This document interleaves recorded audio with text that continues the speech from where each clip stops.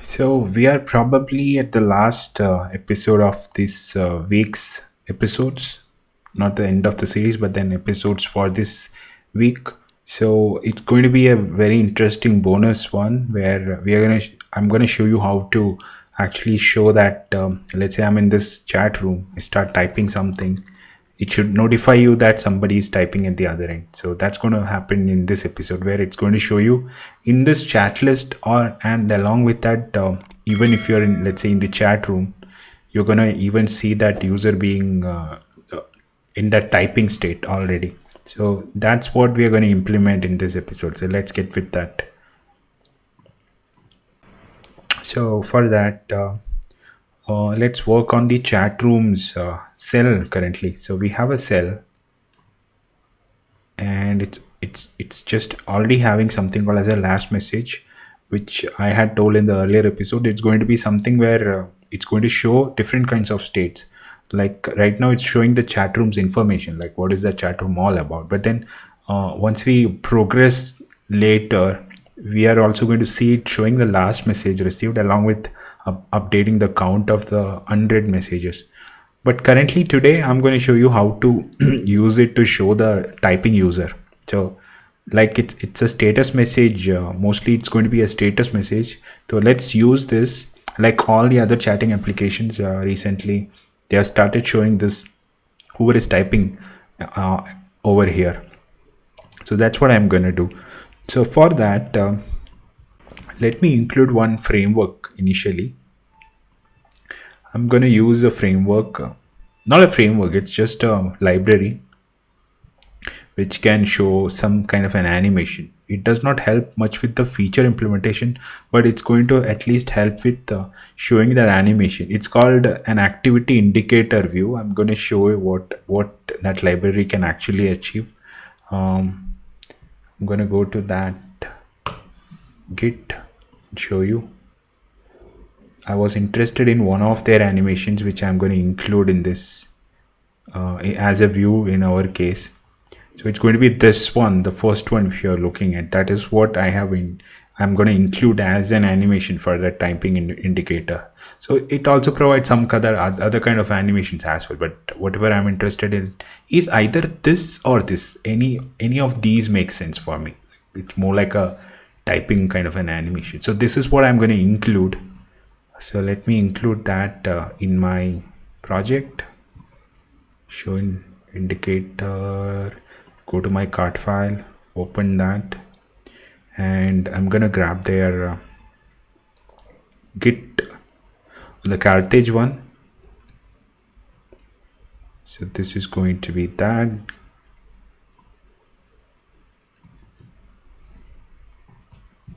Include that in my Git, and I'm just going to make sure that I'm only going to include that one while implementing. So I'm going to do Carthage update and provide the library name, and then say platform iOS. So this is not going to take much time. Yeah, that's right. So that's included. Now our job is to, so this is the library, if you're interested, NV indicator view. So that's what I'm going to include. It's already included in the project. All that we need to now do is to include the references. The input script is going to be run scripts, lots of scripts over here, including one more for this one. And there is one more for output as well. Include that as well. And indicator view. So that is included, and I'm going to use it in chat rooms. So let me go and include it in chat rooms first. Go to files, add files, Carthage, build iOS, NV. Why did it come outside? NV. Yeah, NV indicator. There are two, I guess. One is indicator view, and there is an extended one. I need just the indicator. I'm going to also include it within chat room messaging as well, because that's also going to be used there. So 2 places. NV open NV indicator view, that's included.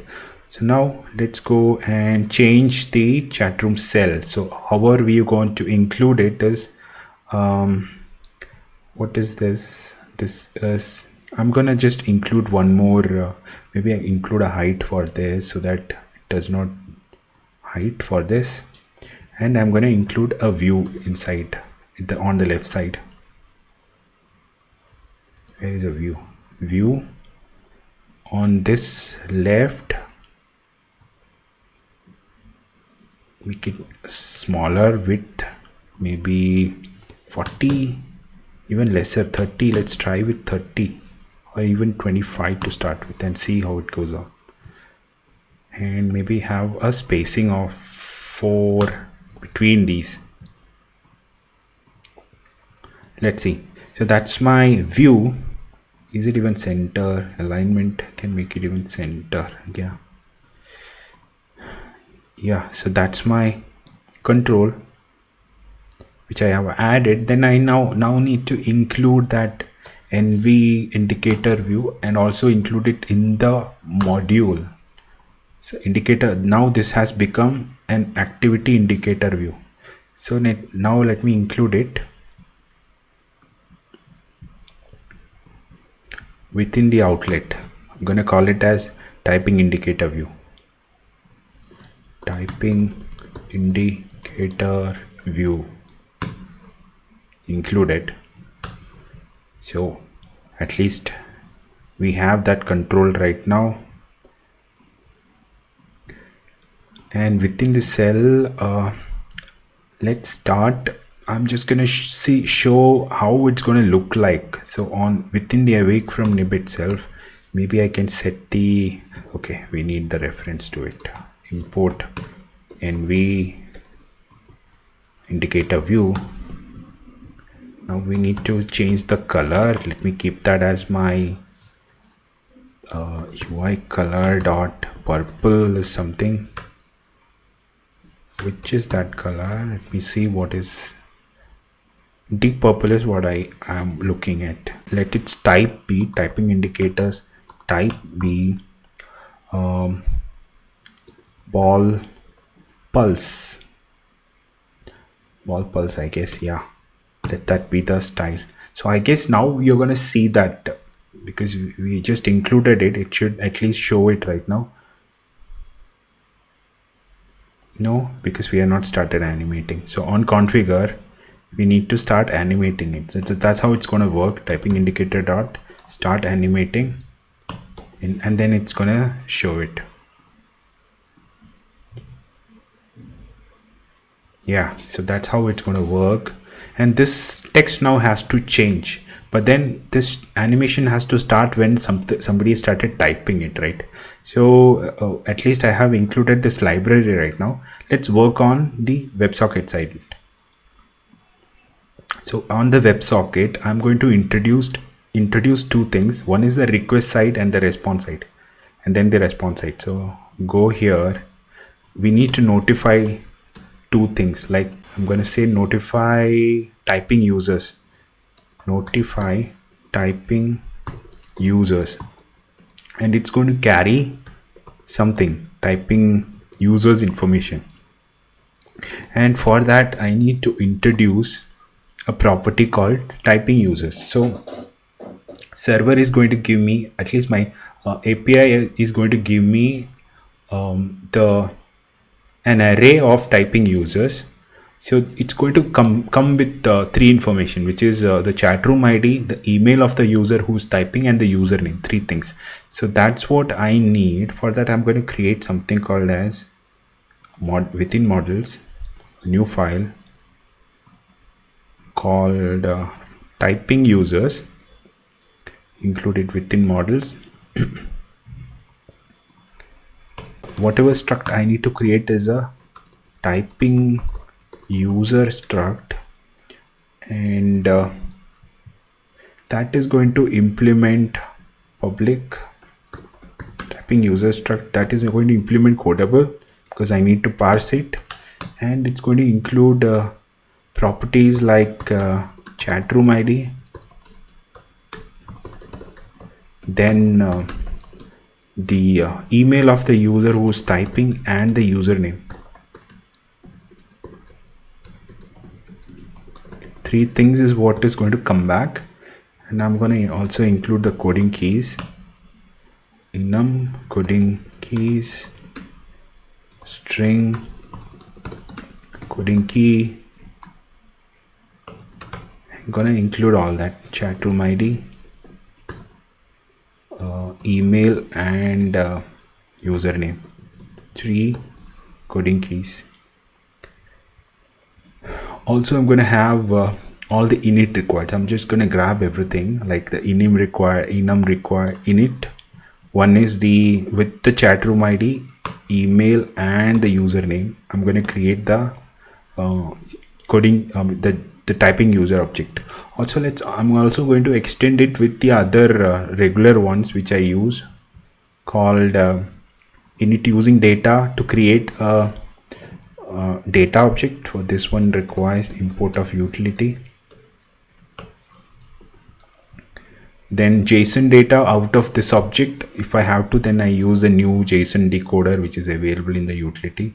It creates an encoder and then encodes or decodes. So, and JSON string, three extensions for this. So this is my typing user, individual typing user element. I also need something called a type alias of typing users, which is nothing but an array of typing user, public typing user. So this needs an extension of if I have to, let's say, parse this one, then I need I'm going to extend it public extension of an array, where I'm just modifying this so that typing users, each element can be identified as an array itself. So this is more like converting your each and every element within the typing users to an array. Typing users dot element.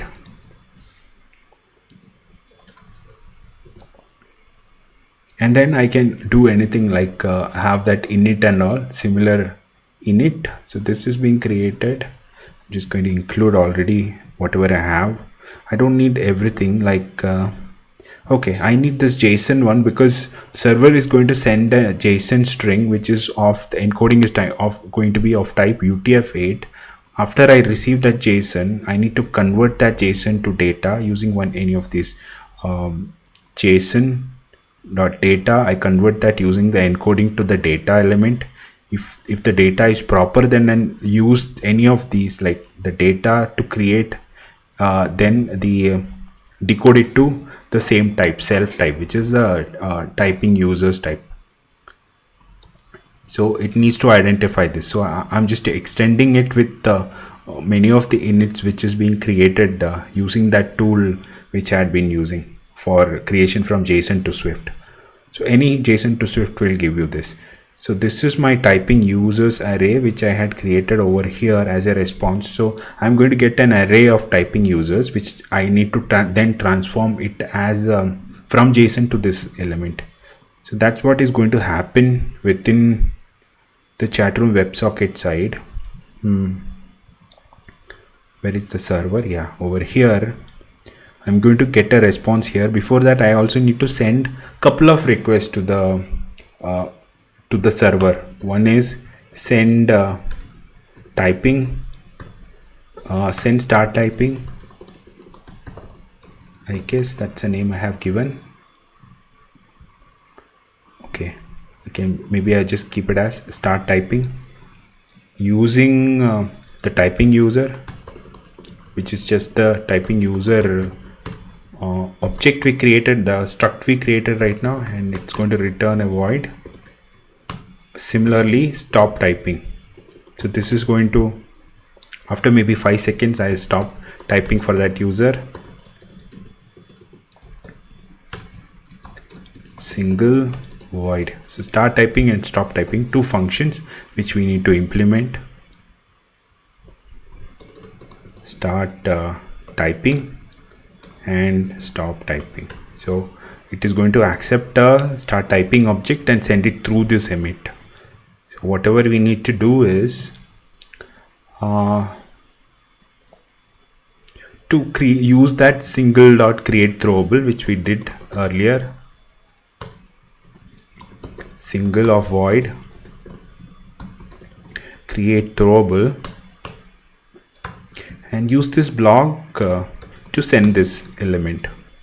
So I can just say let data equal to try typing user dot JSON data. Again, I'm going to send it as JSON data, and then going to emit it.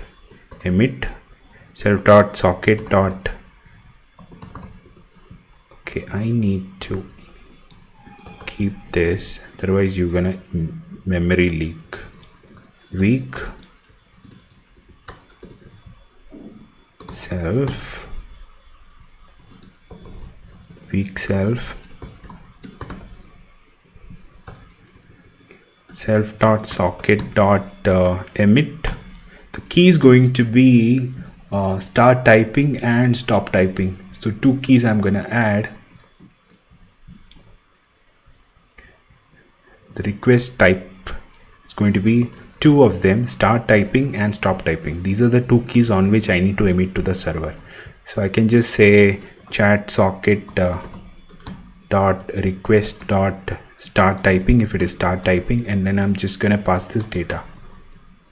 That's enough. So this is my first part, and similarly for this one, just that I need to replace this to stop typing and no other changes. Looks like stop typing. So this is going to now send a request to the server saying the user is stop typing. Stop and start, two things done.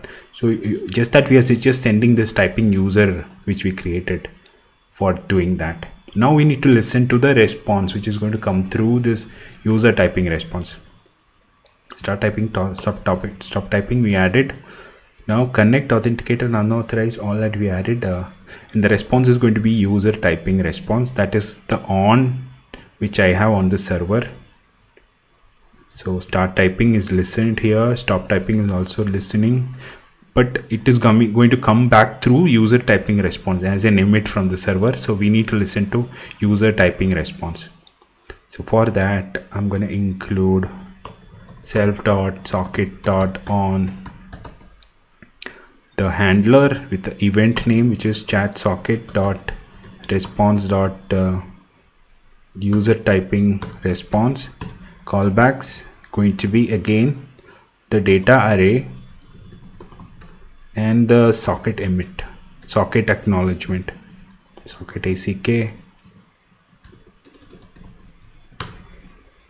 Then again I need the same relay. Again I want to send it through that same relay, and let's parse it. Similar parsing is going to be similar, do and catch, and then if let data is equal to, it's going to be a get data array dot first. Again going to parse it as first, but this is going to be a string which I'm going to receive because it's a JSON object which I'm going to receive. So I need to get that JSON and convert that into the typing users array. Typing users is going to be try typing users has now given an init using the JSON. I'm gonna just pass that. I'm just going to maybe call it as JSON.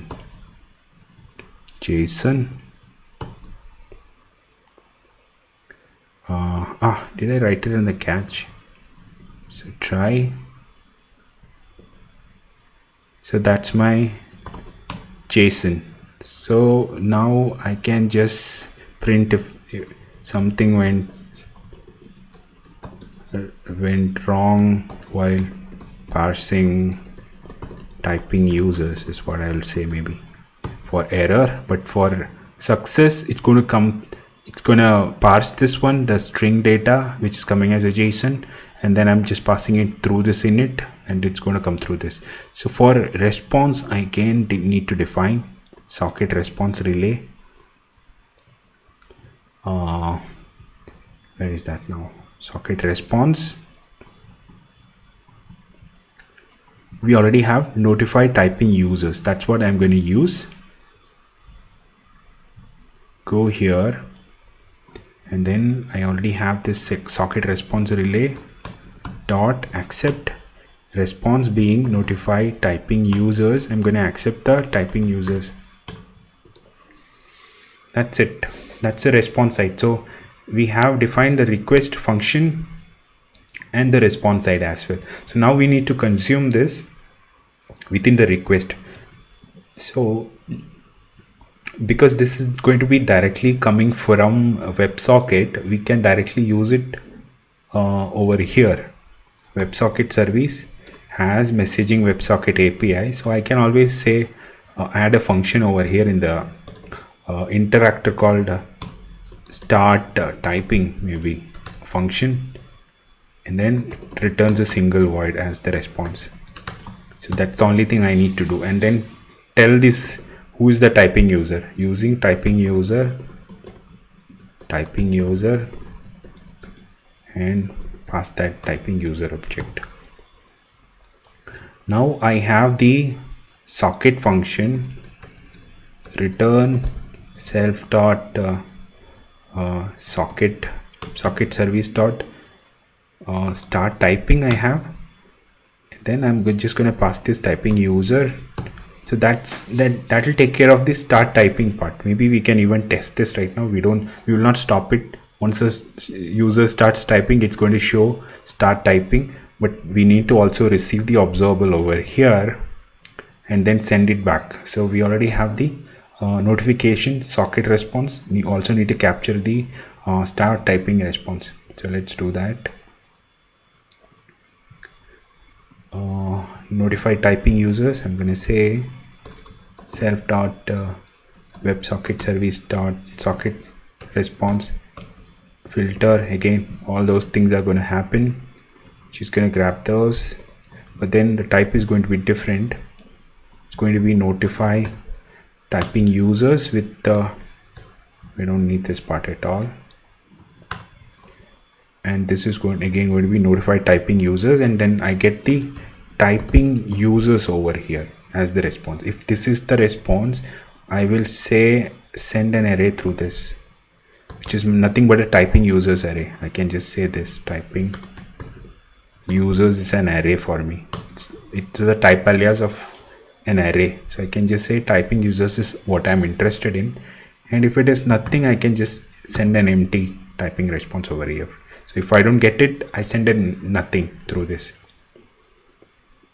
and that's it. Now I need to accept it through a typing users relay or something. So I need to define a behavior relay over here, because I might be interested in subscribing. Even let's say I'm in a chat rooms view and I go to the specific chat room in the messaging view, I still need to see that somebody is typing. So if I need that last signal to be received to me, I need it as a behavior relay. So I'm going to include that as a behavior relay. Private let typing users relay behavior relay of typing users initialize with empty, and then I'm going to create a observable out of it. Public lazy var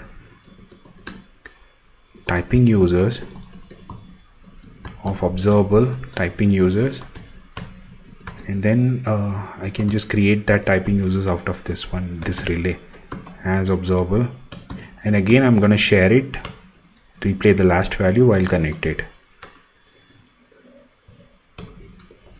That's it. Now I have this. All that I need to do is to pass this using a map. I'm just going to say typing users relay dot accept. So this guy is accepting any new values. It does not retain the last value. It's just going to accept whatever is the new value. So if you look at these things, I'm just keeping the last value because these are messages which are coming from server. But for typing users, actually I don't need to retain the last typing users, because server is giving the whole information. So I'm just accepting whatever is coming from the WebSocket server and then doing this. And once that is done, I can just subscribe to it. So typing users is now available within my interactor side. So now it's who is going to consume it. Right now it's going to be consumed by my chat room screen. So let me go to the chat room screen presenter. Similar to how chat rooms are received through the output, I'm going to say typing users also is something I am also interested in. I'm just saying typing user, give me those typing users. So I need to pass that reference right now over here as well. Typing users, chat messages. I think this is chat room interactor. I also need to include the interactor for messaging. Message interactor equals use case factory dot messages interactor. Now it's available. We can point to the typing users right now. So that is also coming through now to the presenter of this one. So what else? As soon as I have it, I can play with it and then send it to any section which needs it. So I have the typing users. I'm gonna manipulate it over here. So you're gonna see some magic happening right now. Already I have the use cases within the output. Use cases dot output dot typing users is available with me now. This is coming back in a form like if you look at the model, typing user is like coming with a chat room ID, email, and a username. So it's going to be an array which has many chat room IDs and many users typing in different chat rooms. So there is no way that I can at least it's not grouped in a way that for this chat room ID these are the users who are typing. So I need to actually do that grouping at least before I can do any manipulation with that. So whatever I'm going to do is I'm going to map this and then convert this into a dictionary using something called as a grouping. So it's going to use the $0, which is this array. So I'm creating a dictionary and grouping it using the sequence. It's asking for a sequence. So sequence is nothing but this signal, typing user signal $0, and then it's asking on which element I need to actually do this sequencing. So I'll tell that it's going to be by $0 dot chat room ID. So I need to group it based on chat room ID is what I'm telling this guy. So that gives me now a new dictionary created out of this typing user. So it's going to give me a key value pair. Key is going to be that dictionary, the chat room ID, and value is going to be an array of typing users. So this makes it easier for me to now manipulate my records. Whatever I need to do is to send this typing user information to individual chat rooms so that those chat rooms understand, oh, somebody is typing in my chat room. So I can get that chat room information with latest from this chat rooms is nothing but a section of my chat rooms which I have used to create the sections, which is actually bound with my table view. So I'm going to use this one with latest from this chat room. So that means I'm going to get both of these signals right now. The typing user signal is with me, the chat rooms, all the chat rooms view models created, the section with the view models is also with me. Dictionary of typing users, dictionary of typing users is going to be $0, and these are the sections on which I'm going to work, which is going to be not sections, but maybe I can call it whatever I need is the chat rooms, because within a section I can just say all the items. It's going to be optional. Chat rooms $0. Okay, $0 is typing users, $1 is the chat rooms. So chat room section, this is actually a section. So within the first section, all the items is what are the chat rooms view model. So that's what I'm trying to map here, getting these chat rooms. And then this is actually sections. I should actually call it sections. These are sections instead of chat rooms, and just passing that sections. And within each section I have chat rooms within. So I only have one section, and within that first section all the items are the chat room view models. That's what I'm trying to get over here, and then I'm going to use it. I'm just going to say map that, and that's going to be this same two keys I'm going to use. Dictionary of typing users and chat rooms is what these two things are. And because I have the access to the view model, I can set start and stop and all those things if I have some kind of a behavior relay within, or a publish relay within my cell. So I can bind any cell properties, let's say text or enable, disable, or anything, hide or show, using some property which is there in the view model. So because we configure each and every cell using a view model, let's say in this case we have the chat room view model. It has different properties, timestamp, status message, unread count, and all that. So whatever I need to send right now as a status message, which is going to be the typing users, is already a behavior relay. Like in the earlier episode I had told, if you have to set some last message or something, I'm not going to keep it as a simple string, but I'm going to make it as a behavior relay, which can actually accept new values and then bind with any controls within that cell. So I already have this status message. So whatever I'm going to do is to actually send some values through this, I hope. Okay, no, not really. I guess I would need one more property within. I'm gonna include one more property in my view model called let start typing. It's going to be a behavior relay. It's going to be a publish relay because it can accept value. It need not retain that. It's going to be a string publish relay, and I've just initialized it over here. So I have a property called start typing within the view model. I'll show you how to use it. But then the presenter already is manipulating this dictionary and chat rooms information, which is it has.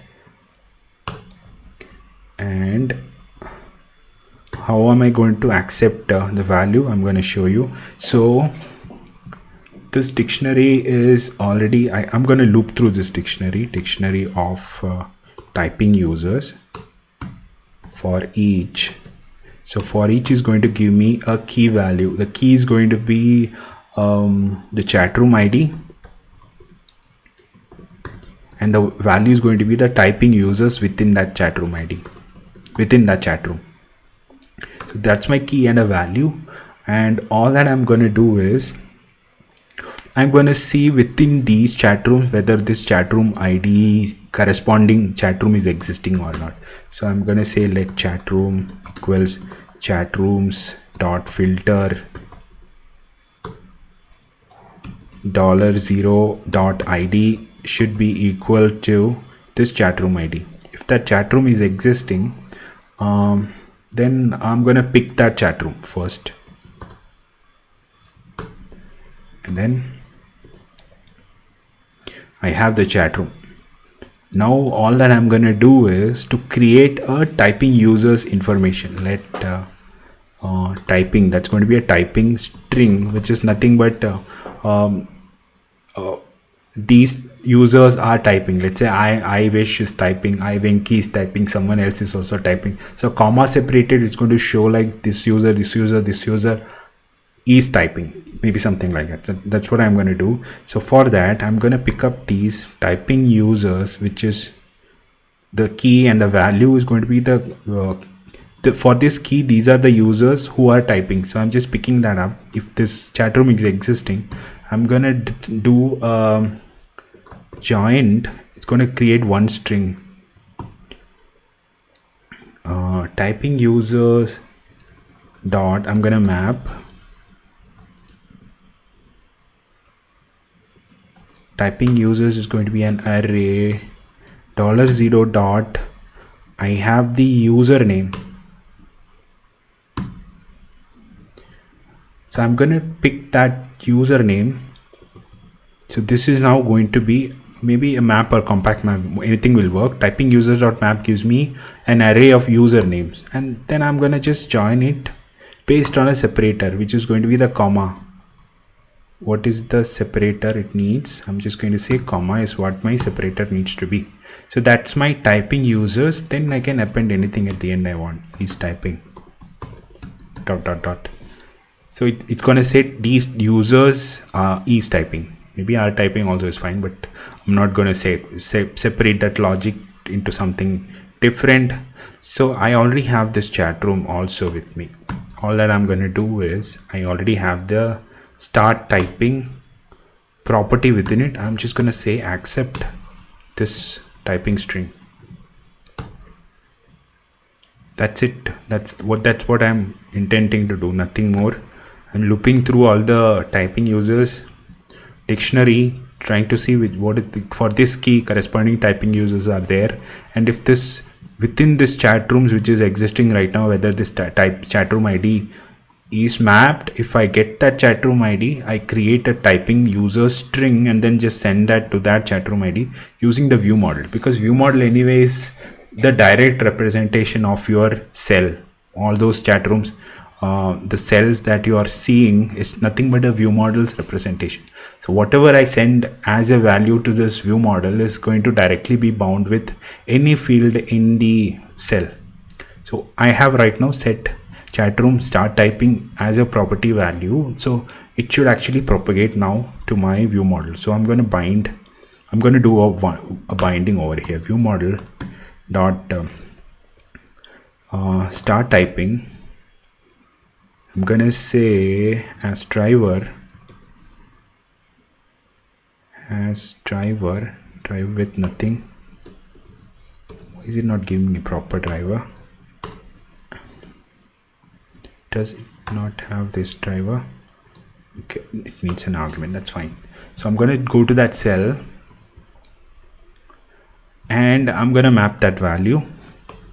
Map, it's giving me that string which I need to, the typing string.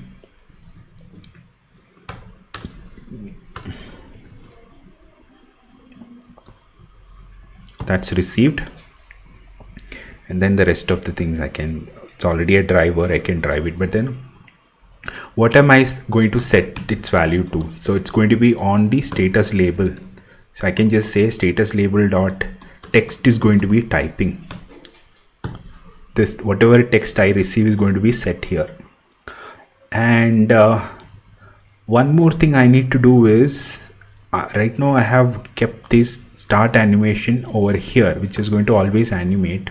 So whatever I'm going to do is move this within the animation. I'm going to move that view, typing animation view, indicator view. Inside this I'm just going to say start animating. Then I'm going to add a delay so that I can stop it after 5 seconds maybe. So time interval dot seconds got to be 5, and then again I'm going to map. So the reason I created another property for typing, the start typing, you'll get to know right now, because I'm just going to do the same stuff. Get these two values, two properties here, and then I'm going to say even the view model I'm going to pass here, view model, and then I'm going to say status label dot text. I'm going to reset it back after 5 seconds. I'm going to reset it back to the status label dot value, the earlier value which was there. I'm just resetting it. And also the typing indicator view, I'm going to stop the animation right now, stop animating. That's it. And then I can just say drive and dispose by reuse back. I guess we have the start animating call happening. Stop is not something we have called. But it's going to stop after 5 seconds for sure, because we are already stopping it at the client end. But what is do we have a code where we can even include that over here? Why is it? Okay, we need to close this one because we have the map here. We need to convert it back as a driver with never, and then dot drive dispose bag we need to pass through this one.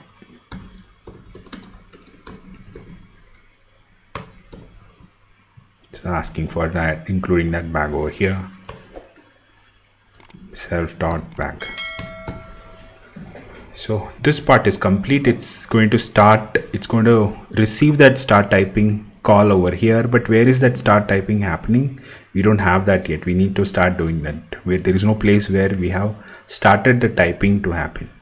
So at least let's see. I think nothing will happen right now because there is no start typing included, so we don't get a callback. That has to go from here, right?